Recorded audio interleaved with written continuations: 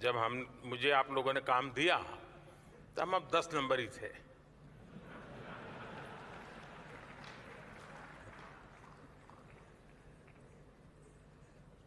दूसरे टर्म में आज भारत दुनिया की 5वीं सबसे बड़ी इकोनॉमी है।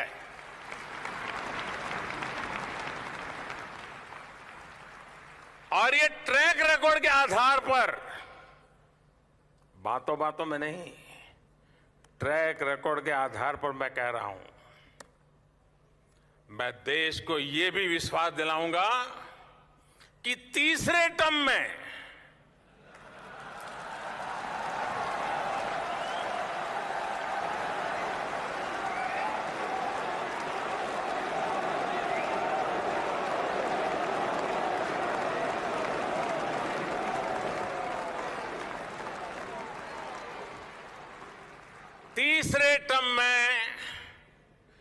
दुनिया की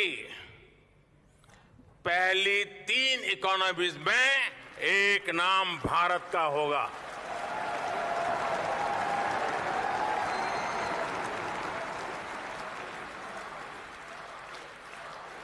यानी तीसरे टर्म में पहली 3 इकोनॉमी में गर्व के साथ हिंदुस्तान खड़ा हो। नमस्कार दोस्तों, आपने प्रधानमंत्री नरेंद्र मोदी का ये बयान सुना होगा।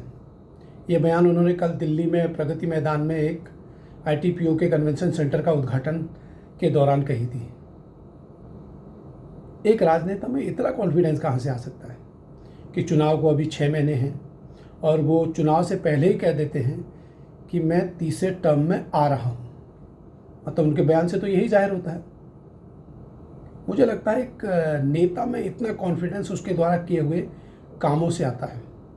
उन्होंने जो काम किए हैं देश के लिए, वो उनके कॉन्फिडेंस का लेवल को हाई करता है, या फिर देश की जनता का जो विश्वास उनके प्रति है, देश की जनता का जो समर्थन उनके प्रति है, वो नरेंद्र मोदी के मुंह से निकल रहा था।